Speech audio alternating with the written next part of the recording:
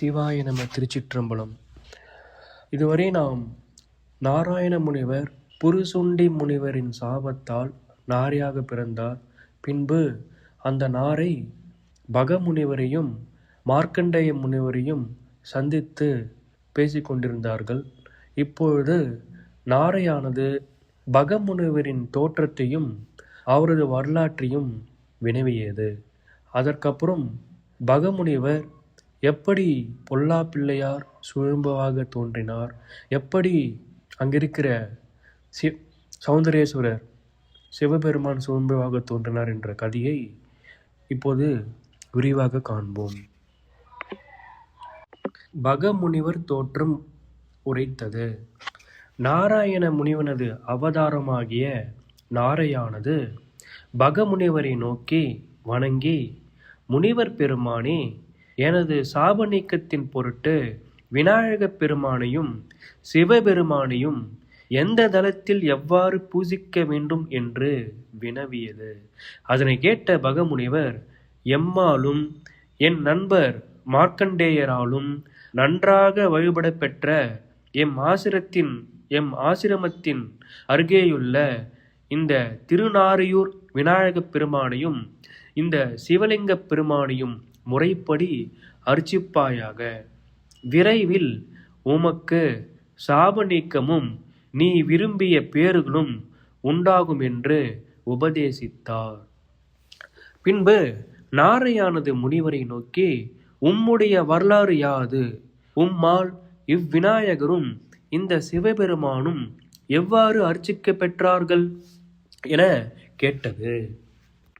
பின்பு எல்லாவற்றையும் உங்களுக்கு எவ்வாறு சித்தி உண்டாயிற்று என எல்லா கதைகளையும் எனக்கு சொல்லி அருள வேண்டும் என்று நாரையானது பக முனிவரிடம் மிக பணிவுடன் கேட்டது. அதை கேட்ட பகமுனிவர் பின்வருமாறு கூறுவாராயினார். அங்கிரசின் கோத்திரத்தில் பிறந்த முற்களர் என்ற சித்தர் உலகோர்க்கு அருள் செய்வதற் பொருட்டு பூமியெங்கும் தல யாத்திரை செய்து வந்தார். அவர் இந்திரயுத்தினம் என்ற தடாகத்தின் அருகே வந்தார். அங்கு ஆணும் பெண்ணுமாகிய இரு கொக்குகள் வசித்து வந்தன. அவ்விரண்டனுள் கணவனாகிய கொக்கு இறந்தது. பெண் கொக்கு மிகுந்த கவலையோடு அழுது கொண்டிருந்தது.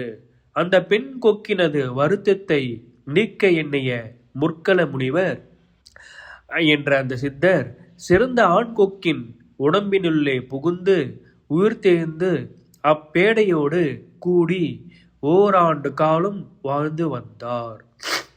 அப்போது அவரால் அப்பெண் கொக்கினிடத்தே, யான் கர்ப்பத்திலே இருந்து ஞானம் நிரம்பி கொக்குருவாக பிறந்தேன்.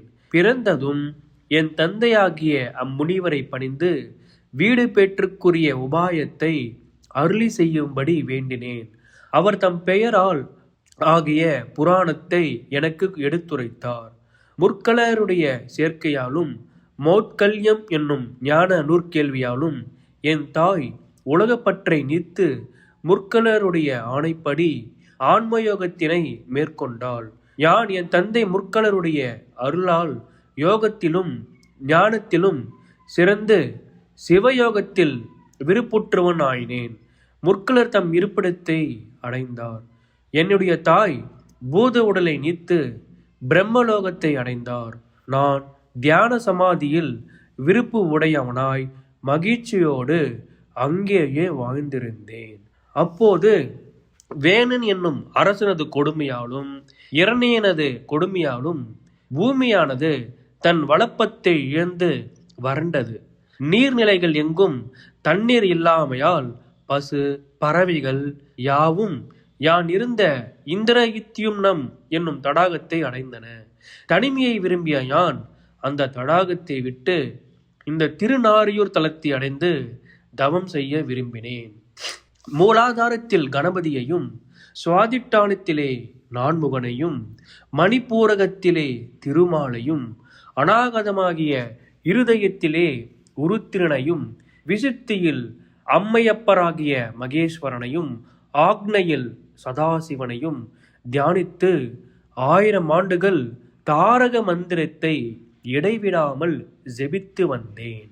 அப்போது சுவாதிட்டானத்தை அடைந்த பிரம்மதேவர் ஒளிப்பிழம்பாய் ஒரு பீட வடிவில் அமைந்தார். உடனே அனிமா என்னும் சித்தி என்னை அடைந்தது. மேலும் 1000 ஆண்டுகள் தவம் செய்தேன். மணிப்பூரகத்தை அடைந்த திருமால் எனது தியான யோகத்தால் யோனி பீட வடிவாக தோன்றினார். மகிமா என்னும் சித்தி என்னை அடைந்தது. பின்னும் 1000 ஆண்டுகள் யோகத்தில் இருந்தேன். அநாகதத்தை அடைந்த உரித்திரர் தமது குணவடிவான உருவத்தை விட்டு வடிவமற்றதும் மேன்மையுற்றதுமான ஓர் ஒளிப்பிழம்பாக தோன்றினார். அப்பொழுது கரிமா என்னும் சித்தி என்னை அடைந்தது. மேலும் 1000 ஆண்டுகள் கழித்து மகேஸ்வரர் ஒளியுருவாய் தோன்றினார். அப்பொழுது இலகிமா என்னும் சித்தி என்னை அடைந்தது. மேலும் 1000 ஆண்டுகள் கழிந்தன. சதாசிவர் பேரொளி பிழம்பாக தோன்றினார். மிகப்பெரிய பேரொளி பிழம்பு அது. பிராப்தி என்னும் சித்தி என்னை அடைந்தது. மேலும் 1000 ஆண்டுகள் சென்றன. மகா ருத்ரர் முதலியவர்களின் ஒளியெல்லாம் கூடி ஒளிமயமாய் தோன்றின.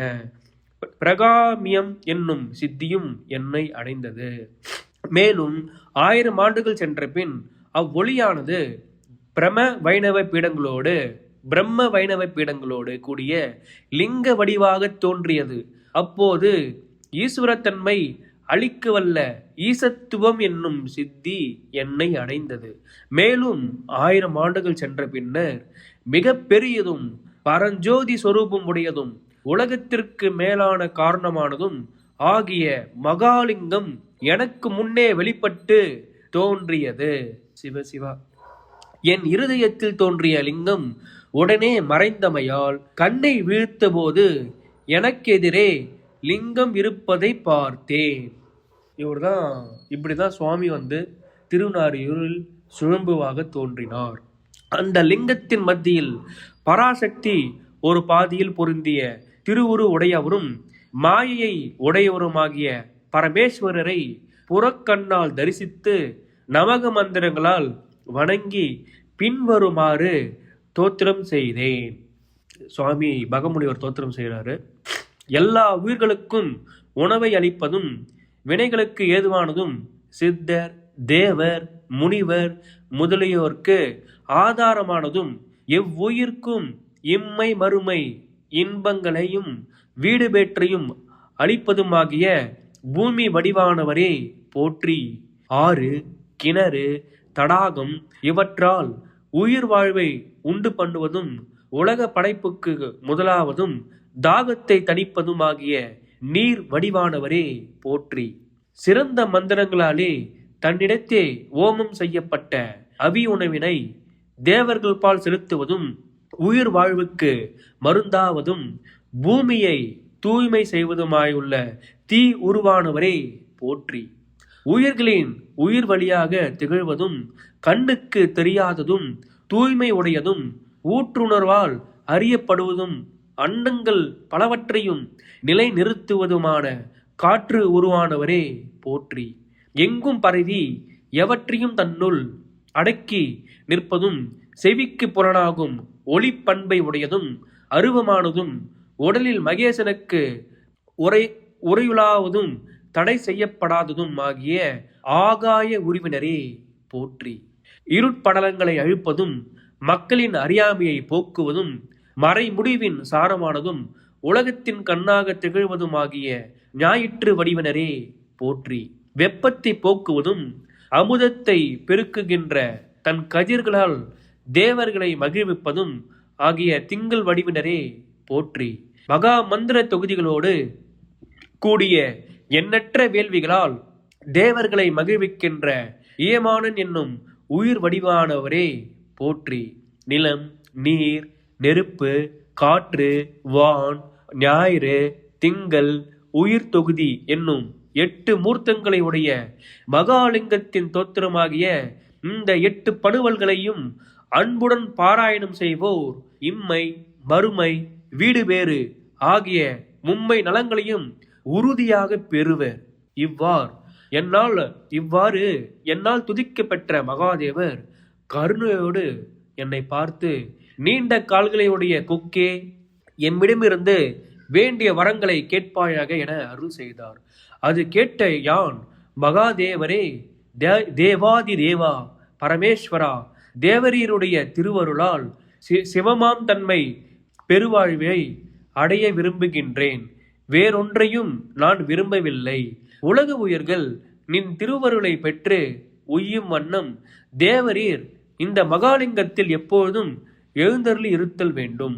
எனக்கு காட்சியளித்த பங்குனி மாத உத்திர நாளாகிய இந்நாளில் இத்தலத்தில் எனக்கு காட்சியளித்த பங்குனி மாத உத்திர நாளாகிய இந்நாளில் இந்த தலத்தில் உம்மை யார் பூஜிக்கின்றார்களோ அவர்கள் 7000 ஆண்டுகள் யான் செய்த தவத்தினால் முயன்று பெற்ற பயனையும், மேலும் அவர்கள் தம் மனத்தில் எண்ணியவற்றையும் தேவரீர் அவர்களுக்கு தந்தருள வேண்டும் என்று அப்பெருமானை வேண்டிக் கொண்டேன்.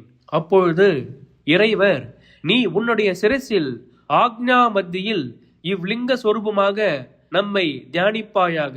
மூலாதாரத்தில் உருவாகிய ஆணைமுகனாகவும் எம்மை போற்றுவாயாக. எம்முடைய ஆணைப்படி 1000 ஆண்டுகள் சிவமாம் தன்மை பெருவாழ்வை தரவல்ல பெரும் சித்தியை அடைவாய். இந்த தலத்தில் நீ வேண்டிய அன்பர்களுக்கு அருள் செய்து இவ்லிங்கத்தில் பிரம்ம கற்பம் வரையில் விளங்குவோம் என்று அருள் செய்து மீண்டும் என் நெஞ்சத்துள்ளே மறைந்தருளினார்.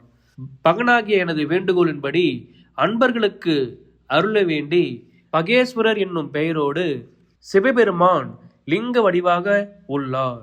மூலாதாரத்தில் விநாயகரையும் பிரம்மாந்திரத்தில் சிவனையும் எப்பொழுதும் தியானித்துக் கொண்டிருக்கின்றேன் என்று பகமுனிவர் தனது வரலாற்றை சொல்லிக்கொண்டே இருந்தார்.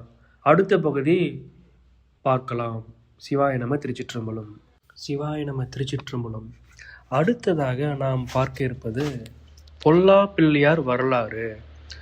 இதுவரை பகேஸ்வர முனிவர் அங்கே சௌந்தரேஸ்வரர், அதான் திருநாரியூரில் சிவலிங்க பெருமான் எப்படி சுயம்புவாக தோன்றிய கதையை, அருட்கதையை, புனிதமான கதையை கேட்டோம். அடுத்ததாக பொல்லா பிள்ளையார் எப்படி சுயம்புவாக தோன்றி பகமுனிவருக்கு அருள் செய்தார், அருள் இனி வரப்போகும் அடியார்களுக்கும் அருள் செய்திருக்கிறார், முன்றைய யுகங்களில் எப்படியெல்லாம் திருவிளையாடல்களை செய்தார் என்பதை இனி விரிவாக காண்போம். பொல்லா பிள்ளையார் வரலாறு. இது மாதிரி பகமுனிவர் தொடர்கிறார். என் பிரம்மாந்திரத்தில் தியானிக்க பெற்றிருந்த சிவலிங்கமானது மூலாதாரத்தில் உள்ள பிரம்மத்தின் ஒளியாகிய தீயினாலே உருகி ஒழுகும் தன்மை பெற்றது. குண்டலினியாகிய அமுத சக்தி மூலாதாரத்தில் உள்ள மூல பிரகிருதியோடு கலந்த ஆதார மண்டலத்தில் தங்கியது. அப்போது காரிய காரண தன்மையிலிருந்து நீங்கினேன். அதனால் எல்லா உலகங்களையும் வசீகரிக்கும் வசித்துவம் என்னும் சித்தி என்னை அடைந்தது. மூல பிரகிருதி ரூபமானதும் தூரியாதிதத்தின் இடமானதுமான ஆதார சக்கரத்தில் ஒரே தியானத்துடன் 1000 ஆண்டுகள் இருந்தேன். அப்பொழுது ஒரு ஜோதி தோன்றிற்று. அது நடுவில் செந்தாமரையில் வீற்றிருப்பவரும் செம்மேனியனரும் 2 சக்திகளால் தழுவ பெற்றவரும் தம் கைகளால் அபயம், வரதம், அங்குசம், பாசம், மோதகம் இவற்றை தாங்கியவரும் ஆகிய விநாயகப் பெருமானை அவர் அருளால் கண்டு அவர்தம் பொருள் சேர் புகழ்த்திறங்களை பலவாறு போற்றி துதித்தேன். யான் அன்பினால் கூறிய போற்றுதல்களை கேட்டு மகிழ்ந்த விநாயகப் பெருமான் என்னை நோக்கி பின்வருமாறு அருள் செய்தார். முற்கலனுடைய புத்திரனே, நீ கூறிய இந்த தோத்திரங்களை 3 காலங்களிலும் அன்போடு போதும் அறிவுடையோன் நல்ல மக்கட்பேறு முதல் விரும்பிய செல்வங்கள் எல்லாவற்றையும் அடைவான். முடிவில் சிவ வடிவத்தையும் அடைவான். எம்முடைய சக்தியாகிய சித்தி பிரம்மத்தன்மையை தரத்தக்கவள். அவள் எமது ஞான சக்தியாகிய புத்தி தேவியோடும் அனிமா முதலிய எண்வகை சித்திகளோடும் உன்னிடத்தில் தங்குவாள். நீ பேரானந்தத்தை உடையவனாய் பிரம்ம கற்பம் வரை உலகத்தில் இருப்பாய். உன்னை சரணடைந்த தேவர், மனிதர் முதலியோருக்கு ஞானத்தையும் வைராகியத்தையும் பக்தியையும் கொடுத்தற் பொருட்டு எம் ஆணையால் நீ இங்கு நிலை பெறுவாயாக. நீ திருமால், பிரம்மன் முதலிய தேவர்களாலும் தொழத்தக்கவன் ஆகுக.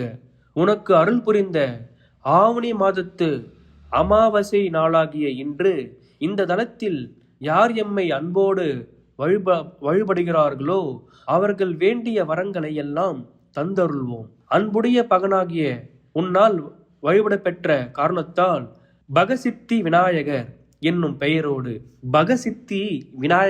பெயரோடு இந்த தலத்தில் பிரம்ம கற்பம் வரை தங்கி எல்லா சித்திகளையும் தந்து நிலை பெறுவோம் என்று கூறி விநாயகப் பெருமான் என் உள்ளே மறைந்தார்.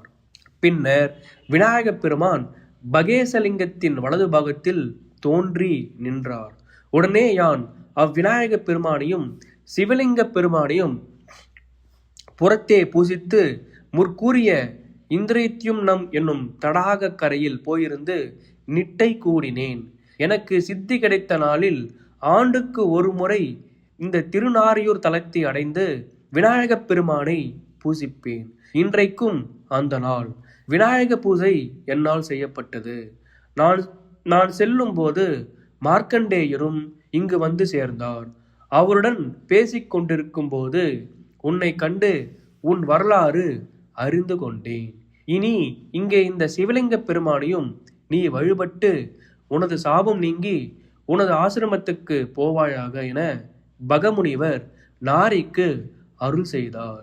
நாரை மறுபடியும் பகமுனிவரை வணங்கி மார்க்கண்டேயர் குறிப்பு பற்றியும் மார்க்கண்டேயருடன் உண்டான நட்பு பற்றியும் சொல்லும்படி பணிவுடன் கேட்டது. பகமுனிவர் தொடரலானார். இப்போது மார்க்கண்டேய முனிவரோட வரலாறு சொல்றாரு, கேட்கலாம். மிருகண்டு முனிவர் குமாரர் கஷ்யப முனிவர் அவர் மேலும் சொல்ல ஆரம்பிக்கிறார். மிருகண்டு முனிவரின் குமாரர் கஷ்யப முனிவர் சிறப்பு வாய்ந்த பரமசிவனை குறித்து தவம் செய்தார். இறைவன் தோன்றிய போது உருவழகும் குணநிறைவும் சிவபக்தியும் ஞானமும் யோக சித்தியும் உடைய ஒரு புதல்வனை அருளுமாறு முனிவர் வேண்டினார். நீ வேண்டியபடி ஒரு மகன் பிறப்பான், ஆனால் அவனுக்கு 16 வயது வரை வாழ்ந்து எம்மை அடைவான் என்று திருவாய் மலர்ந்து இறைவன் மறைந்தார். மிருகண்டு முனிவருக்கு ஓர் ஆண்மகவு பிறந்தது.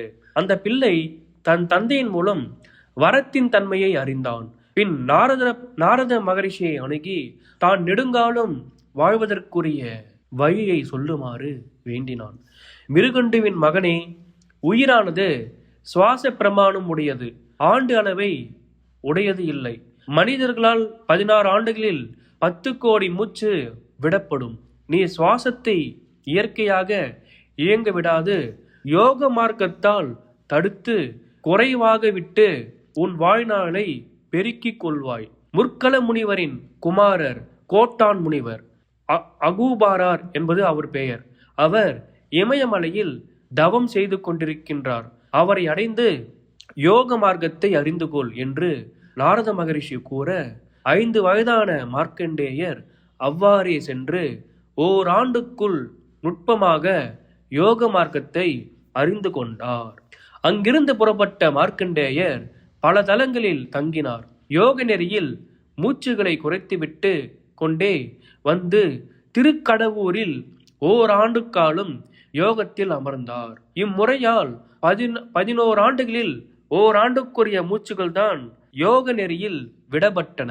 ஆதலால் மார்க்கண்டேயருக்கு அப்பொழுது வயது 6 ஆயிற்று, 16 ஆகவில்லை. இந்த நுட்பத்தை அறியாத இயமன் பொதுவான ஆண்டு கணக்கில் மார்க்கண்டேயருக்கு வயது 16 ஆயிற்று என்று அவர் உயிரை கவர்ந்து செல்ல வந்தான். சிவலிங்க பூஜையில் சிவலிங்க பெருமான் பூஜையில் இருந்த மார்க்கண்டேய முனிவரை பாசத்தால் மாட்டி இழுத்தான். அதனால் கோபமடைந்த மகாதேவர் இயமனை தமது காலால் உதைத்தார். பின்னர் தேவர் வேண்டிக் கொண்டதற்கு இணங்க இயமனை பிழைக்கச் செய்தார். மார்க்கண்டேயரை பார்த்து சிவபெருமான், நீ யோக சித்தியால் சீவன் முத்தனானாய். நீ 16,000 ஆண்டுகளுக்கு ஒரு தடவை ஒரு மூச்சு விடும் சக்தி உடையவனாய் 7 கற்பம் வரை நிலைத்திருந்து பின்னர் கைவல்ய முக்தியையும் அடைவாய் என்று அருளினார். எனது சீடனாகிய அகுபாரனுடைய சீடர் மார்க்கண்டேய முனிவர் வரலாறும் தமக்கும் மார்க்கண்டேயர்க்கும் உள்ள தொடர்பும் பகமுனிவர் கூறினார். சிவாய நம திருச்சிற்றம்பலம். சிவாய நம திருச்சிற்றம்பலம். அடுத்ததாக நம்ம பார்க்க இருப்பது அகுபாரன் முதலியோர் வரலாறு.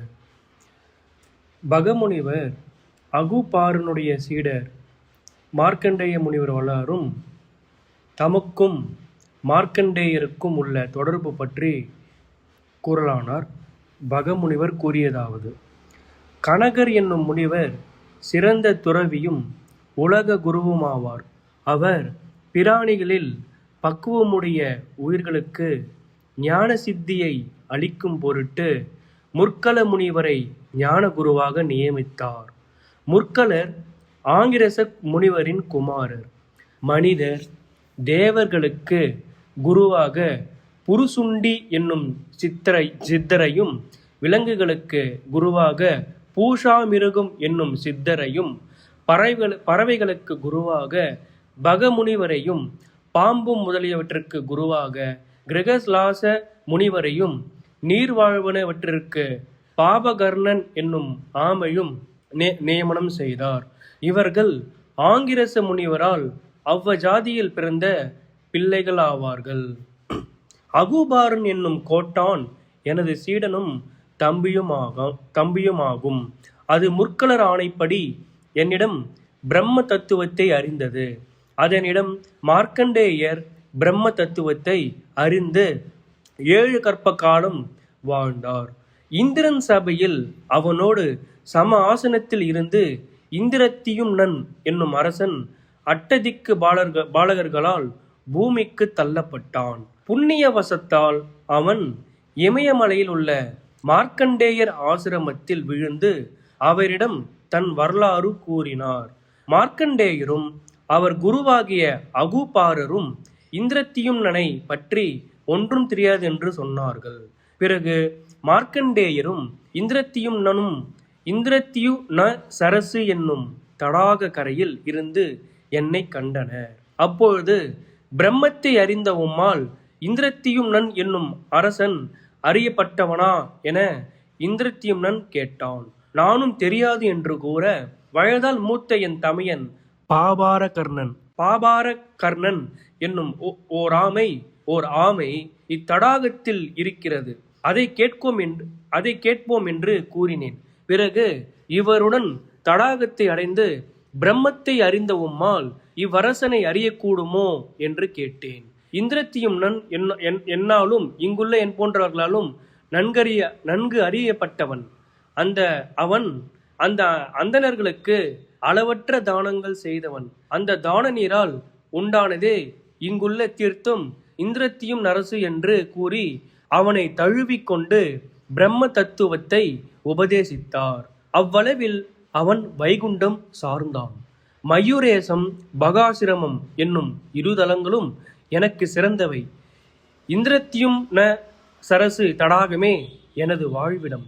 விநாயக சதுர்த்தியிலே மயூரேச விநாயகரை வழிபாடு செய்து ஆவணி மாதத்து அமாவாசையில் எல்லா நன்மைகளையும் தரும் இந்த திருநாரியூர் தலத்தில் வழிபாடு செய்து வருகிறேன். நீயும் இந்த தலத்தில் விநாயக பெருமானையும் சிவலிங்க பெருமானையும் வழிபட்டு சாப நீக்கம் அடைந்து உனது பதரிவனத்தை அடைவாய் என்று நாரைக்கு பகமுனிவர் சொல்லி மயூரேசபுரத்தை அடைந்தார். திருச்சிற்றம்பலம். சிவாய நம. திருச்சிற்றம்பலம். அடுத்ததாக நாம் பார்க்க இருப்பது நாரைக்கு அருள் புரிந்தது. நாரைக்கு விநாயக பெருமானும் சிவபெருமானும் எப்படி அருள் புரிந்தார்கள் என்று விரிவாக பார்க்கலாம். நாராயண பறவையாகிய நாரை பகமுனிவர் சொன்னபடி விநாயகப் பெருமானை அருகங்கொழுந்துகள், வன்னி பத்திரங்கள், மந்தார மலர்கள், பல்வேறு மலர்கள் கொண்டு வழிபட்டது. 6 எழுத்து மந்திரத்தையும் ஆழ்ந்த திடமான பக்தியோடு 100 ஆண்டுகள் சொல்லிற்று. விநாயகப் பெருமான் புருசுண்டி, அஞ்சர், அவ்வியத்தர் முதலிய சித்தர்களோடு தோன்றி பரம காட்சி தந்தார். புண்ணியவானே, நாராயண பறவையே, உனக்கு வேண்டும் வரத்தை கேள், தருகிறோம் என்றார். அதை கேட்ட நாரை, விநாயகப் பெருமானே, உம்முடைய சாருபியத்தை அடைந்தவராகிய புருசுண்டி முனிவரை அவமதித்தமையால் எனக்குண்டாகிய சாபக்கேட்டினை நீக்கி அருள வேண்டும் என்று கேட்டுக்கொண்டது. அதற்கு விநாயகப் பெருமான், சித்தர்களிலும் எமது சாருபிய நிலை பெற்ற புருசுண்டி முனிவன் மிக மேலானவன். அவனை அவமதித்த குற்றம் அவன் அருளாலும் எம் அருளாலும் மட்டுமே நீங்கும், அன்றி அநேக கோடி புண்ணியங்களாலும் நீங்காது. எங்கள் இருவர் அருளாலும் உம் குற்றம் நீங்கியது. இந்த நல்ல நாளில் அன்போடு எவர் எம்மை வழிபட்டாலும் அவரின் பாவங்கள் அனைத்தும் நீங்கும். இந்த தலத்தில் கிருதயுகத்தில் உன்னால் வழிபட பெற்றமையால் யாம் திருநாரை பிள்ளையார் என்னும் பெயரோடு இருப்போம்.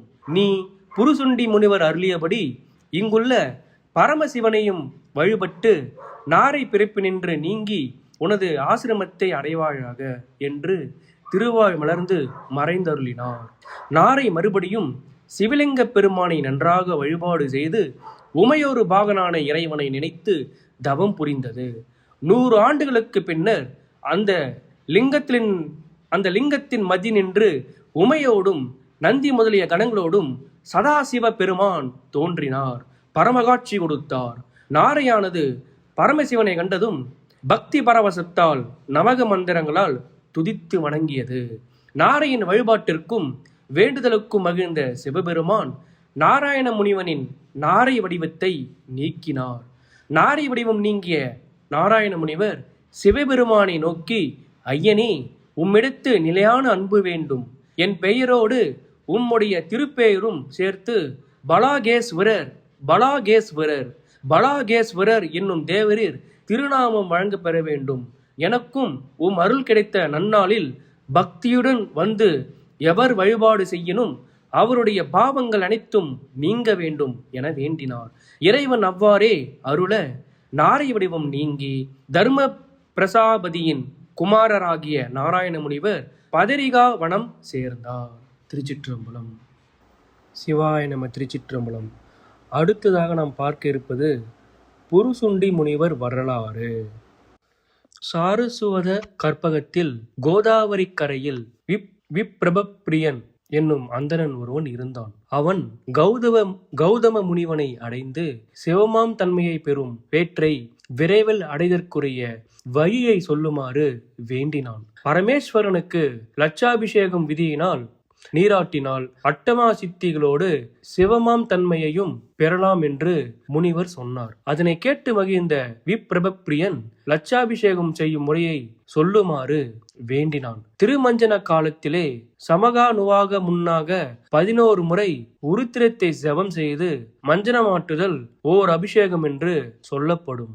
இப்படி 1,00,000 பிராமணர்களுக்கு விருந்தளித்து 1,00,000 அபிஷேகம் செய்தால் அது நாம் நினைப்பதை எல்லாம் அளிக்கும் என்று முனிவர் கூறினார். விப்ரபப்பிரியன் கோடி சங்கரம் என்னும் தலத்தில் பிராமணர்களோடு கூடி பரமசிவனுக்கு தினம்தோறும் 100 அபிஷேகம் செய்தான். இவ்வாறு 1000 முறையில் 1,00,000 அபிஷேகம் செய்தான். ஆனால் விக்ன சாந்தியின் பொருட்டு விநாயகப் பெருமானை பூஜையை செய்யாமல் பெருமுயற்சி செய்து சிவனுக்கு மட்டும் 100,000 முறை திருமஞ்சனம் செய்தான். அதனால் அந்த அந்தணன் புத்தி மோகத்தை அடைந்தான். 1,00,000க்கு 10 அபிஷேகம் குறைவாக இருக்கும் போதே விநாயகப் பெருமானின் மாயை தன்மையால் அறிவிழந்து வருத்தமுற்று அட்ட சித்திகளில் ஒன்றும் தனக்கு கிடைக்கவில்லை என்று உருத்ராபிஷேகம் 1,00,000ம் பயனற்று போயின என்றும் கூறி வெகுண்டு தன் கையிலிருந்த கௌரி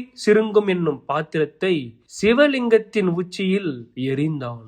அதை கண்டு மந்திரம் செபித்துக் கொண்டிருந்த அந்தணர்கள் எல்லோரும் ஆஹா என்று அலறினார்கள். அப்பொழுது பரமேஸ்வரனான சிவபெருமான் தோன்றி நல்ல பயன் கிட்டும் வேளையில் பொறுமை இல்லாமல் வேடனை போல் நடந்து கொண்டமையால் வேடனாக கடவாய் வேடனாகி பிராமணர்களை வருத்தி திரியும் போது என் பக்தனும் யோக சித்தனுமாகிய முற்கலனை கண்டு அவன் அருளால் சாப நீக்கம் அடைவாய், அவன் உபதேசித்தால் சித்திகளையும் அடைவாய் என்று சாபமும் சாப நீக்கமும் தந்து மறைந்தார். அந்தணனும் அது கேட்டு வருந்தி கௌதம முனிவன் சொன்னவாறு சிவனை இடையராது நினைத்து திருவேணியில் உயிர் விட்டான். பின்னர் அந்த அந்தணன் வேடர் குலத்திலே பிறந்து வளர்ந்து எல்லோருக்கும் துன்பம் தந்து கல் குடித்து களவு பொய்களில் பயின்று வந்தான். ஒரு நாள் ஓர் அந்தணனை கண்டு அவனை கொல்வதற்காக துரைத்து கொண்டு ஓடினான். ஓடும்போது இறைவன் அருளால்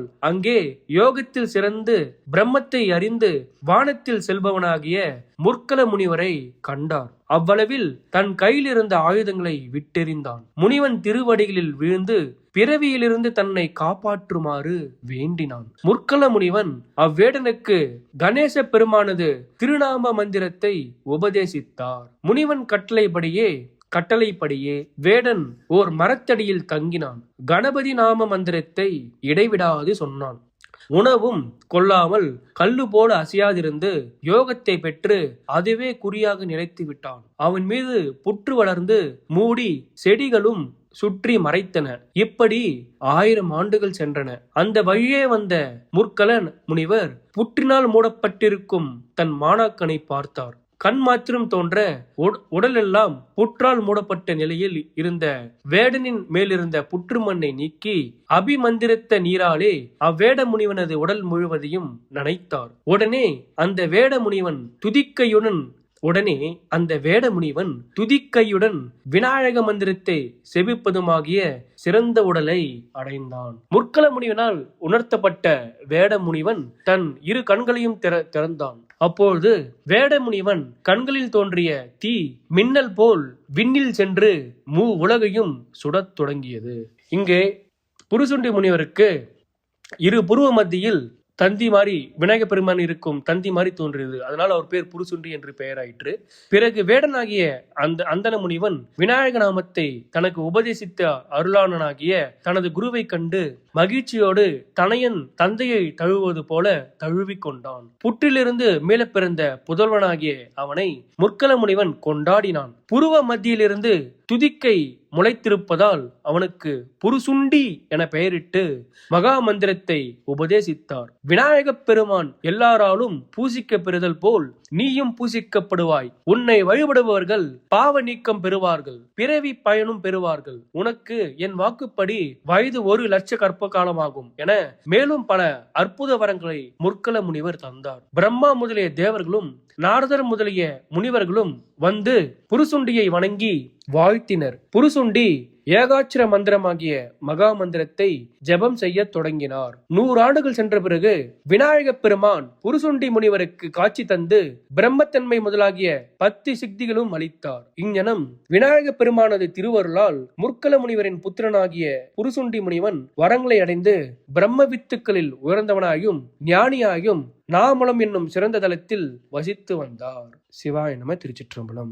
சிவாய நம திருச்சிற்றம்பலம். அடுத்ததாக நாம பார்க்க இருப்பது பொல்லா பிள்ளையார் திருவிளையாடல் புரிந்து குணவானுக்கு அருள் புரிந்தது. இந்த லீலைகளை பற்றி ஒரு சிறு முன்னோட்டம். முற்காலத்துல மகத தேசத்தை சந்திரசேனன் ஒரு அரசன் அறநெறிப்படி அரசாண்டு வந்துட்டு இருக்காரு. அவருக்கு 2 மனைவியர், அவர்கள் வயிற்றுல 2 பிள்ளைகள் பிறந்தாங்க. மூத்தவன் பெயர் பலவான், அவர் அதுக்கப்புறம் அடுத்தவன் பெயர் இளையவன் பெயர் வீரியவான், 2வது மனைவியின் மகன் பெயர் வீரியவான். இவங்க 2 பேருக்குமே அதுக்கப்புறம் என்ன ஆகுதுன்னா தந்தைக்கு அப்புறம் ஆட்சி பங்கு கொடுக்குறாங்க. இதுல என்ன ஆகுதுன்னா இந்த பலவான் மூத்தவன் இருக்காருல்ல, அவர் வஞ்சனை மூலமா வீரியவானோட நாட்டை கைப்பற்றி அவரை துரத்திடுறாரு.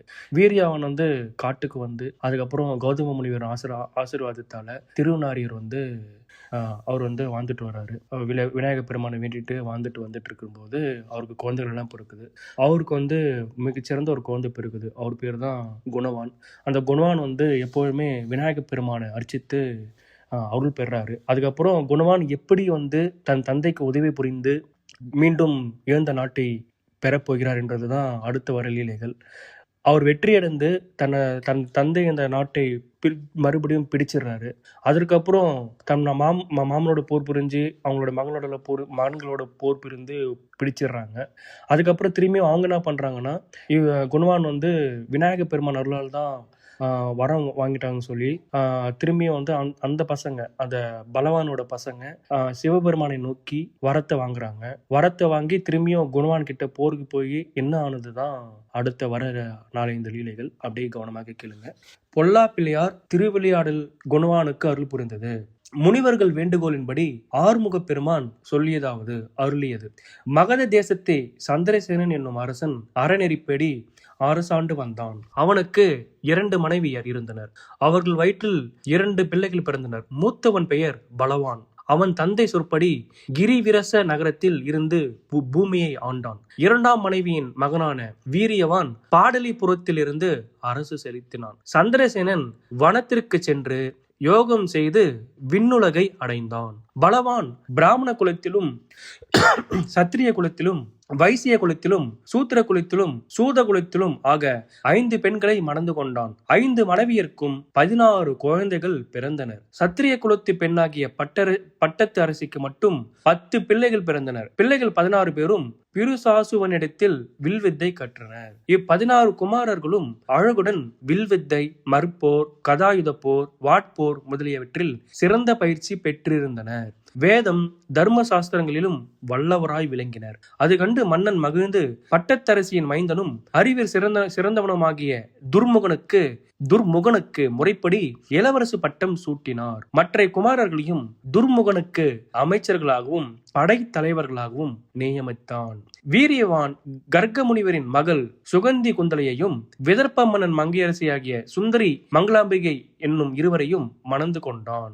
சுந்தரியிடம் தர்மவான், மருத்துவான், சாபவான் என்னும் 3 பிறந்தனர். சுகந்தி குந்தலையிடம் குணவான் பிறந்தான். இவன் மிக்க அழகு உடையவன். மங்களாம்பிகை இடத்தில் திருதிமான், சத்தியவான் என்னும் 2 பிறந்தனர். தர்மவான் என்னும் மூத்த அரசலம் குமாரனுக்கு வயது 7 நடைபெறும் போது துர்முகனின் மாமன் பலவானோடும் பல அரசர்களோடும் சேர்ந்து வீரியவானை வஞ்சனையாக போர் செய்து வென்றான். துர்முகனுடைய மாமனாகிய துச்சனி என்பவன் தான் வென்ற நாட்டை பலவானாகிய மைத்துனனுக்கு கொடுத்துவிட்டு அரசர்களோடு தன் நாட்டை அடைந்தான். நாட்டை இழந்த வீரியவான் தன் மனைவி மக்களுடன் காட்டை அடைந்து முனிவர்களுடன் வசித்து வந்தான். புண்ணிய காலமாகிய துலா மாதத்தில் காவிரியில் நீராடுவதற்கு கௌதமன் முதலாகிய முனிவர்கள் ஓமாம்புலியர் என்னும் தலத்தை அடைந்தார்கள். வீரியவானும் தன் மனைவி மக்களுடன் அம்முனிவர்களின் பின் சென்றான். அங்ஙனம் வந்த முனிவர்களில் சிலர் ஓமாம்புலியூரிலும், சிலர் ராமநாதபுரத்திலும், சிலர் தெற்கிருப்பிலும், சிலர் அனந்தேஸ்வரத்திலும் இருந்தார்கள். வீரியவான் தன் மனைவி மக்களுடன் திருநாரையூரிலே இருந்தான். அப்பொழுது தன் மக்களுக்கு தானே வித்தைகளை கற்பித்தான். வீரியவான் மக்களுள் ஒருவனான குணவான் விளையாட்டில் பற்று உடையவனாக இருந்தான். அவன் தந்தையையும் சகோதரர்களையும் ஏமாற்றிவிட்டு அதிகாலையில் முனிகுமாரர்களுடன் விநாயகர் ஆலயத்திற்கு போய் வரலானான். அதிகாலையில் நீராடி அருகங்கொழுந்தும் வன்னி பத்திரமும் கொண்டு பொல்லா பிள்ளையாரை அர்ச்சித்து மண்ணினால் செய்த மோதகங்களை பக்தி பாவனையோடு நிவேதனம் செய்து விநாயகர் நாமாவளியை ஜெபித்துக் கொண்டு ஒரு யாமம் வரை தினந்தோறும் தியானம் செய்து கொண்டிருப்பான். பிறகு மற்ற சிறுவர்களுடன் வீட்டுக்கு வருவான். குணவான் வித்தைகள் கற்காமல் பூஜையில் ஈடுபடுவதை அவன் தாய் அறிந்து வெறுத்தாள். தேவ பூஜையில் கருத்து உடையவனாய் விளையாட்டில் காலம் கழிக்கும் அவனுக்கு உணவு தர மறுத்தாள். பொல்லா பிள்ளையாரே, உனக்கு உணவு அளிக்கும் போ என்று வெளியே துரத்தி விட்டாள். குணவான் பொல்லா பிள்ளையாரை அடைந்து அழுது கொண்டு, விநாயக பெருமானே, இனி உம்முடைய பூஜையை கைவிட்டு வீடு போக மாட்டேன். நீர் உணவு அளித்தால் உண்பேன், வேறு பிறர்பால் உணவு வேண்டேன் என்று கூறி பெருமானையே இடைவிடாது தியானம் செய்து கொண்டிருந்தான். அன்று மாலை குணவானது தாய் கோயிலுக்கு வந்து யோகி போல அசைவற்று பொலிவுடன் தியானம் செய்யும் தன் மகனை உணவு உண்ண வீட்டிற்கு அழைத்தாள். குணவான் அவளால் தரப்படும் உணவை ஏற்க மறுத்தான். இறைவன் தரும் உணவையே உண்ணப்போவதாக கூறி தியானத்தில் அமர்ந்தான். அவன் செய்கையை கேட்ட வீரியவான் அவனை வெறுத்தான். மனிதர் இல்லாத இடத்தில் இருக்கும் அவன் விலங்குகளுக்கு இரையாகட்டும், அவனை பற்றி எனக்கு அக்கறையில்லை என்று சொல்லி தன் செயல்களை செய்ய சென்று விட்டான். அடுத்து அரசு குமாரனாகிய குணவான் தனியே இருப்பதால் பயம் இல்லாதவனாகவும் நோயற்றவனாகவும் விநாயக பெருமானையே தியானித்துக் கொண்டிருந்தான். அதனால் அவனுடைய புறக்கரணங்கள் ஒடுங்கின. அப்பொழுது விநாயக பெருமானின் கிங்கரனாகிய விக்னம் என்பவர் தோன்றி பல வகையான அஞ்சத்தக்க வடிவம் கொண்டு குணவானை அச்சுறுத்தினார். குணவான் தியானத்தில் இருந்ததால் அச்சம் தோன்றாமல் யோகி வேந்தர் போல் இருந்தான். ஒரு நாள் முழுதும் உணவு இல்லாமல் கழிந்தது. பொல்லா பிள்ளையார் அவன் பக்தியால் மகிழ்ந்து சித்திரை மாதத்தில் வளர்பிறையும் துதியும் கூடிய நல்ல நாளில் விடியற்காலையில் சித்தி புத்தி தேவியுடன் காட்சி தந்தார். சிவசிவா. அந்த தோற்றத்தை கண்டு குணவான் விநாயக பெருமானை பல முறை வணங்கி மகிழ்ந்தான். அப்பொழுது பொல்லா பிள்ளையார் குணவானாகிய சிறுவனை தம் திருக்கரத்தால் அன்போடு அணைத்துக் கொண்டார். புத்தி தேவி அவனுக்கு பாலூட்டி அதன் வழி 64 கலைகளையும் தந்தாள். சித்தி தேவியும் அவனை எடுத்து அணைத்து பாலூட்டி அட்டமா சித்திகளையும் அளித்தாள். பொல்லா பிள்ளையார் அவனை நோக்கி, அளவில்லாத பலமும் அளவில்லாத அழகும் உனக்கு அளித்தோம். போர் நேர்ந்தால் என்னை நினைப்பாயாக. நாம் அனைத்து வகை ஆயுதங்களும் நிறைந்த தேர் ஒன்று அளிப்போம். அதனால் நீ எல்லோரையும் வென்று சிறப்படைவாய். இந்த உலக இன்பங்களை 100,000 ஆண்டுகள் அனுபவித்து முடிவில் உன் கணத்தாரோடு எம்மை அடைவாய். நீ எம்மை கண்களார கண்டு வரம் பெற்ற இந்த நாளில் இந்த தலத்திற்கு வந்து எவர் வழிபட்டாலும் அவர்களுக்கும் இப்படியே எல்லா நன்மையும் அருளுவோம் என்று கூறி மறைந்தார். பிறகு குணவான் பொல்லா பிள்ளையார் ஆலயத்தில் இரவை கழித்து மறுநாள் காலையில் வழிபாடு முடித்துக் கொண்டு வீடு சென்றான். விநாயக பெருமான் அருள் பெற்று ஞான ஒளி வீச வரும் தன் மகனை கண்டு கட்டி தழுவி மார்போடு அணைத்து அளவிட முடியாத களிப்படைந்தாள் அவன் தாய். குணவான் தந்தை இச்செய்தி அறிந்து ஏனைய மைந்தர்களுடன் கௌதம முனிவருடனும் வந்து குணவானை பற்றிய விவரங்களை அறிந்து கொண்டான். குணவான் விநாயகர் அருளை பெற்ற நன்மையை கௌதம முனிவர் ஞான கண்ணால் உணர்ந்து அசித்த குமாரனை வணங்கினார். சிவாய நம. திருச்சிற்றம்பலம். அடுத்ததாக வஞ்சனையால் நாட்டை இழந்த வீரியவான் அரசாட்சி பெற்றமை.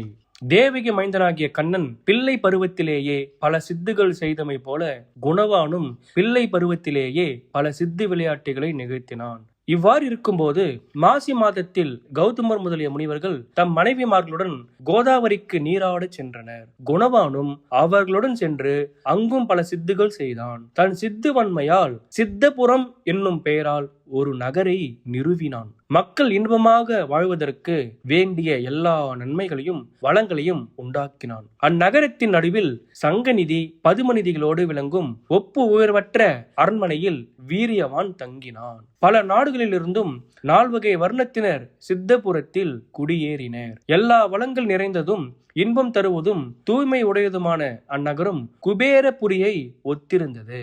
நகரின் புறத்தே இந்திரனின் உபவனத்தை காட்டிலும் மேலான வனம் ஒன்று இருந்தது.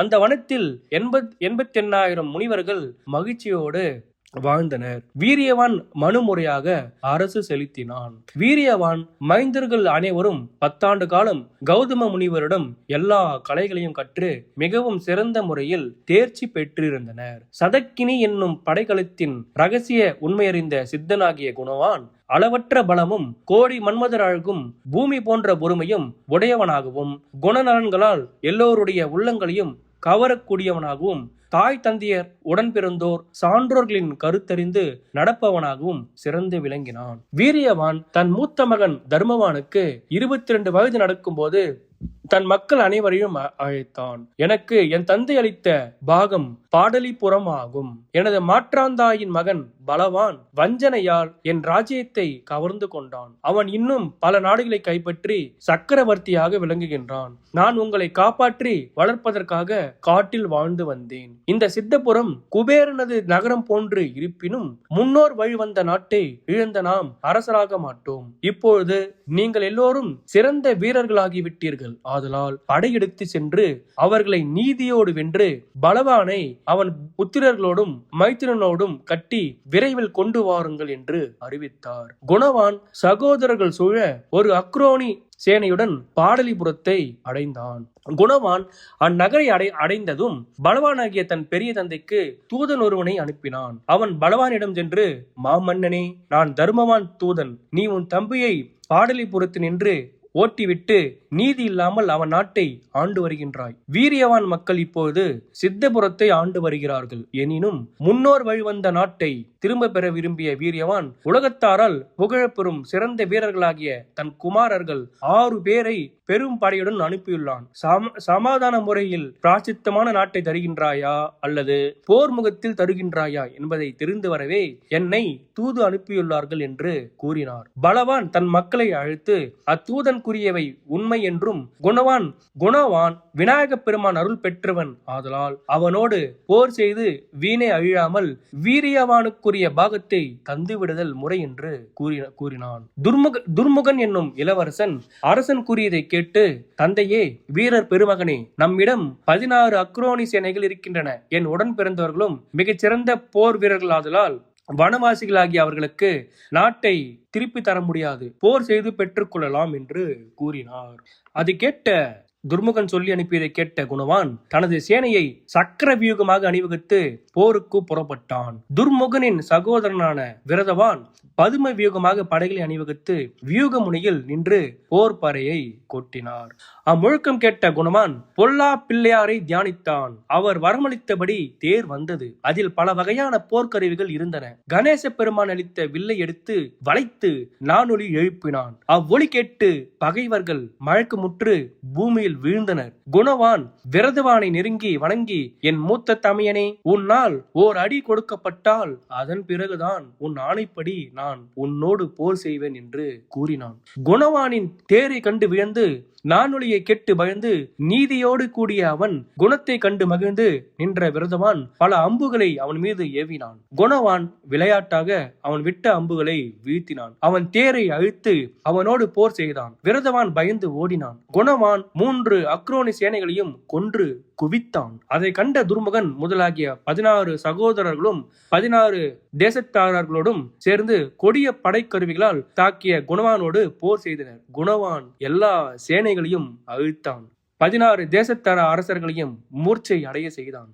துர்முகன் முதலான 16 பேர்களையும் கட்டி தனது தேரில் ஏற்றிக்கொண்டு ஒரு யாம நேரத்தில் போர் முடித்து வெற்றி வீரனாக தந்தையை அடைந்தான். துர்முகன் முதலிய 16 பேரும் நாணமும் அச்சமும் வெட்கமும் அடைந்து நின்றனர். 16 தேசத்தரசர்களும் மூர்ச்சை தெளிந்து துர்முகன் முதலியோர் சிறைப்பட்டதை அறிந்து பயந்து சாகாதிருந்த தங்கள் சேனையுடன் உயிர் தப்பியோடி மகிழ்ந்தனர். சிவாய நம திருச்சிற்றம்பலம். சிவாய நம திருச்சிற்றம்பலம். அடுத்ததாக நாம் பார்க்க இருப்பது பலவான் மக்கள் வரம் பெற்றமை. அவங்க போரில் தோற்று ஓடி போயிடறாங்க. அதுக்கப்புறம் அவங்க எப்படி வரம் பெற்றாங்க, திரும்பியும் எப்படி குணவானோட போர் புரிந்தாங்க என்று நம்ம பார்ப்போம். பலவான் மக்கள் வரம் பெற்றமை. பலவான் தன் மக்கள் சிறைப்பட்டதை தூதன் மூலம் அறிந்து அவமானமும் வேதனையும் அடைந்தான். முதிய அமைச்சர்களையும் படை தலைவர்களையும் அழைத்து கொண்டு காணிக்கை பொருள்களையும் எடுத்துக்கொண்டு தன் தம்பியின் மக்களாகிய தருமவான் முதலியவர்கள் பால் சென்றான். தருமவான் முதலானவர்கள் பலவானை கண்டு வணங்கி, அரசே, உன்னுடைய மைந்தர்கள் உனது ஆணைப்படி போர் செய்து தோற்றனர். அவர்களை சிறைப்படுத்தி உள்ளோம். எங்கள் தந்தையை நீ வஞ்சனையாக போர் செய்து வெற்றி கொண்டாய். எங்களில் ஒருவனாகிய குணவான் செய்த நேர்மையான போரால் உன் மக்கள் வெல்லப்பட்டு சிறைப்படுத்தப்பட்டுள்ளனர். நீ சேனையோடு வந்து போர் செய்து உன் புதல்வர்களை மீட்பது கருத்தா, அல்லது உன் புதல்வர்களுடன் எங்கள் தந்தைப்பால் வருவது கருத்தா, சொல்லுக என்று கேட்டார். அது கேட்ட பலவான் போர் செய்ய விரும்பாது தானும் அவர்களோடு தம்பியிடம் வருவதற்கு சம்மதித்தான். தருமவான் முதலாகிய எல்லோரும் சித்தபுரத்தை அடைந்தார்கள். அடைந்ததும் தந்தை வீரியவானை கண்டு பகைவர்களை வென்ற வரலாற்றை கூறினார்கள். தமையனை கண்ட வீரியவான் அன்புடன் வணங்கினான். அருமை தம்பியே, நான் மைத்துனன் சொற்கேட்டு வஞ்சனையாக உன்னை போரில் வென்று உன் நாட்டை கைப்பற்றினேன். இப்பொழுது படைபலத்தால் என் மக்கள் செருக்குற்று என் சொல்லையும் கேளாமல் உன் புதல்வர்களுடன் போர் புரிந்து தோல்வி அடைந்தனர். நீ எங்கள் பிழையை பொறுத்து மறந்து என் பிள்ளைகளை விடுவிக்க வேண்டும், என் குழந்தைகளை விடுவிக்க வேண்டும், எனக்குரிய பாதி ராஜ்யத்தையும் எனக்கு தர வேண்டும் என்று வேண்டினார். அது கேட்ட வீரியவான் மகிழ்ந்து தமையன் மக்களை சிறை நேர்ந்து விடுவித்தான். அவர்கள் அனைவருக்கும் தனது இல்லத்தில் விருந்திட்டான். பொன்னும் மணியும் தந்து அவர்களை அவர்கள் ராஜ்யத்துக்கு அனுப்பி வைத்தான். பிறகு வீரியவான் தர்மவானை பாடலிபுரத்துக்கு அரசனாக முடிசூட்டி தம்பிகளாகிய மருத்துவான் சாபவான் என்னும் இருவரையும் உடன் அனுப்பினான். தர்மவான் தன் தந்தையின் ஆணைப்படி பாடலிபுரத்தை சிறப்பாக ஆண்டு வந்தான். பின்னர் வீரியவான் குணவானை சித்தபுரத்திற்கு அரசனாக விதிப்படி முடிசூட்டிவிட்டு தான் கௌதமன் முதலிய முனிவர்களுடன் வனத்தை அடைந்து வேதாந்த சாஸ்திரங்கள் பயின்றான். குணவான் தன் உடன் பிறந்தவர்களாகிய திருதிமான் சத்தியவான் துணையுடன் நீதி நெறியுடன் அரசியலை நடத்தினான். குணவான் ஒருவனால் வெல்லப்பட்ட துர்முகன் முதலானோர் தாங்களும் தவம் செய்து மேன்மை அடைய விரும்பி தந்தையாகிய பலவானிடம் விடை பெற்று கொண்டு திருநாரையூரை அடைந்தனர். அங்குள்ள பொல்லா பிள்ளையாரையும் சிவலிங்க பெருமானையும் வழிபட்டு சிவபெருமானை தியானித்து பஞ்சாட்சரத்தை ஜெபித்து கொண்டு தவம் செய்தனர். இவ்வாறு 3 ஆண்டுகள் தவம் செய்த பிறகு பரமசிவன் அவர்கள் முன் தோன்றினார்.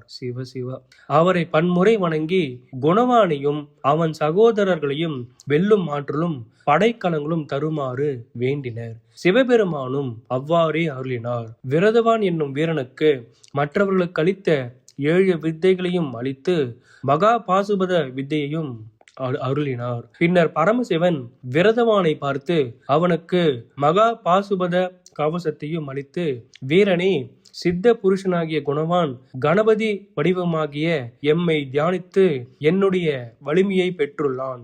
அவனை போரில் மும்மூர்த்திகளாலும் வெல்ல முடியாது. மகா பாசுபத கவசத்தை அணிந்த உன் மீது விடும் எந்த கருவியும் ஊடுருவ முடியாது. தேவராலும் உன்னை வெல்ல முடியாது. உன் கைவிரல் நகநுனியில் பகைவர் தாக்கினால் கவசம் உன்னை விட்டு எம்மை வந்தடையும். நீ ஒருவனே குணவானோடு சண்டையிடுவதற்கு ஏற்றவன். உன் சகோதரர்கள் குணவான் சகோதரர்களோடு சண்டையிடுவதற்கு உரியவர்கள். குணவானும் நீயும் வரம் பெற்றிருந்தாலும் எவனிடம் தர்மமும் சத்தியம் உண்டோ அவனே வெற்றி பெறுவான் என்று சொல்லிவிட்டு பரமசிவன் மறைந்தார். துர்முகன் முதலானவர்கள் மகிழ்ச்சியுடன் கிரிவிரச நகரத்தை அடைந்து தாங்கள் வரம் பெற்ற வரலாற்றை தந்தைக்கு சொன்னார்கள். தந்தையாகிய பலவானும் அது கேட்டு மகிழ்ந்தான். சிவாய நம திருச்சிற்றம்பலம். சிவாய நம திருச்சிற்றம்பலம். அடுத்ததாக சிவனிடம் வரம் பெற்ற பலவான் மைந்தர்கள் குணவானிடமும் அவனுடைய தம்பிகளிடம் போர் புரிய சென்றார்கள்.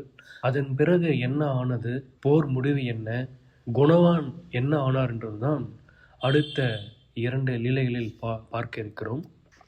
சிவாய நம திருச்சிற்றம்பலம். பலவான் மைந்தர்கள் போர் புரிந்தமை. பலவானாகிய அரசன் துர்முகனை பார்த்து, என் அருமை மைந்தனே, நீ பரமசிவனிடம் பெற்ற வரத்தின் வலிமையால் குணவானை வெல்லுவாயோ என கேட்டான். தந்தையே, குணவான் சிவனுக்கு சமமான வல்லமை உடையவன். அவனுடன் சண்டை செய்வதற்கு ஏற்றவன் விரதவான் ஒருவனே ஆவான். பகைவர்கள் தாக்கும் அடி ஒன்றும் அவன் உடலில் படாது. விரதவான் குணவானை மிகுதியாக அடிப்பானாயின் பொறுக்க முடியாத துன்பத்தால் போரினின்றும் ஓடிவிடுவான். ஓடானாயினும் இறந்து விடுவான். அவனுடைய சகோதரர்களும் தோற்று நம்மை சரணடைவார்கள் என்று துர்முகன் கூறினான். துர்முகன் கூறியதை கேட்ட விரதவான், தந்தையே, முன்னே நடந்த போரில் குணவானுடைய வல்லமையையும் கொடை குணத்தையும் நன்கு அறிந்தோம். 100 பங்கும் அவனுக்கு நான் ஒப்பாகேன். கௌதமன் வாக்கினாலும் பரமசிவனுடைய வாக்கினாலும் ஒன்றை ஆக்கவும் அழிக்கவும் வேறொன்றாக மாற்றவும் வல்லவன் குணவான். முன்னே தன்னால் வெல்லப்பட்ட நம் ராஜ்யத்தையும் நமக்கே அளித்த அற தர்ம சிந்தனையாளன். அவனை போல் நானும் வரம் பெற்றிருந்தாலும் எங்கே தர்மம் உண்டோ, எங்கே சத்தியம் உண்டோ, அங்கே வெற்றி உண்டாகும் என்று சிவபெருமான் நம்மை பார்த்து கூறியிருப்பதால் தர்ம நெறி அல்லாத நாம் வெல்ல மாட்டோம். அறநெறியில் வாழும் குணவானே வெற்றி பெறுவான். அறநெறியில் வாழும் குணவானே வெற்றி பெறுவான் என்று கூறி போர் செய்ய மறுத்தான். வாக்குமி பலவானாகிய தந்தையிடம், நாம் உபாயத்தால் குணவானை வெல்ல வேண்டும். இப்பொழுது தருமவான் பாடலிபுரத்தில் வசிக்கின்றான். இவன் குணவானுடைய சிறந்த தம்பி. குணவான் தன் சித்தியால் எழுப்ப பெற்ற சித்தபுரத்தில் தன் சகோதரர்களோடு வசித்து வருகிறான். நாம் இப்பொழுது பாடலிபுரம் சென்று தர்மவானோடு போர் செய்ய வேண்டும். போரில் அவர்களை வென்று பாடலிபுரத்தை கைப்பற்றி விடலாம். இதை அறிந்த குணவான் கோபத்தோடு வரும்போது முனிவர்களாலும் நீதி வாக்கியங்களாலும் அவனை சமாதானப்படுத்தி கொள்வோம். குணவான் தர்ம உடையவனாதலின் நமக்கே பாடலிபுரத்தை அழித்துவிட்டு சித்தபுரத்திலேயே தங்கிவிடுவான். குணவான் இங்கு வருவதற்குள் நாம் சென்று விரைவில் தர்மவான் முதலியோரை தாக்கி அழித்து விட வேண்டும் என்று திட்டம் வகுத்து சொன்னான். இதை கேட்ட துர்முகன் முதலிய 16 பேரும் அதுவே சரி என்று கருதி 16 தேசத்து அரசர்களுடன் பாடலிபுரத்தை அணுகி போர் முரசு கொட்டினார்கள். தர்மவான் ஒற்றர்கள் மூலம் நிகழ்ந்ததை அறிந்து கொண்டு சித்தபுரத்திற்கு உத்தமமான ஒரு தூதனை அனுப்பினான். தன் சகோதரனாகிய சாபவான் மூலம் துர்முகன் முதலியோர் பெற்ற வரத்தை பற்றி தெரிந்தான். தர்மவான் ஓர் அக்ரோனி சேனையுடன் சகோதரர்கள் இருவரும் சூழ போர்க்களத்தை அடைந்து போர் செய்தான். சித்தபுரத்தினின்றும் குணவான் ஆணைப்படி திருதிமான் சத்தியமான் என்னும் இருவரும் ஓர் அக்ரோனி சேனையுடன் வந்து தர்மவானுக்கு துணையாக சேர்ந்து போர் செய்தனர். ஒரு முகூர்த்தத்துக்குள் விரதவான் படைகள் அழிந்தன. தன் சேனையின் அழிவையும் துன்பத்தையும் கண்ட விரதவான் கோபமடைந்து தெய்வத்தன்மை வாய்ந்த படைகளை பகைவர் மீது ஏவினான். சாபவான் அவற்றின் எதிர்ப்படைகளால் அழித்தான். விரதவான் கொடுமை வாய்ந்த மகா பாசுபதத்தை பயன்படுத்த அதனையும் சாபவான் தடுத்தான். சகோதரர்கள் 16 பேரும் சாபவானை முற்றி போர் செய்தனர்.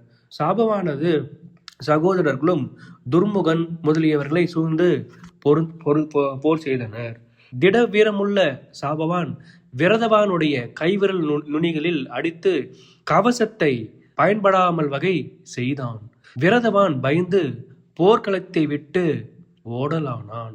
அதை பார்த்த துர்முகன் முதலியோரும் போர்க்களத்தினின்று ஓடினார்கள். இவ்வாறு தர்மவான் முதலியோர் பகைவர் கூட்டங்களை வென்று வெற்றி முழக்கத்துடன் தங்கள் நகரை அடைந்தார்கள். சிவாய நம திருச்சிற்றம்பலம். சிவாய நம திருச்சிற்றம்பலம். அடுத்ததாக போர் முடிந்த பிறகு என்ன நடந்தது என்று பார்க்கலாம். தர்மவான் யாகம் செய்தமையும் குணவான் முக்தி பெற்றமையும். துர்முகன் முதலியவர்கள் போரிலே தோற்று தமது நகரத்தை அடைந்த நடந்த நிகழ்ச்சிகளை தம் தந்தைக்கு விரிவாக கூறினார்கள். அதை கேட்ட பலவான் குணவானது சிறப்பினால் அவனுடைய சகோதரர்களும் சிறந்த வல்லமை பெற்றனர். அவர்கள் எப்பொழுதும் அறநெறியிலும் சத்தியத்திலும் நடப்பதால் வெற்றியுடன் இருக்கின்றார்கள். ஆதலால் நீங்கள் பகைமையை விட்டு அன்புடன் அவர்களோடு ஒழுக வேண்டும் என்று தன் மக்களுக்கு அறிவுரை கூறினான். அவன் கூறியதை கேட்டு விரதவான் மிகவும் மகிழ்ந்து சிவபெருமானால் அருள பெற்ற கவசத்தை சாபவான் அறுத்தான்.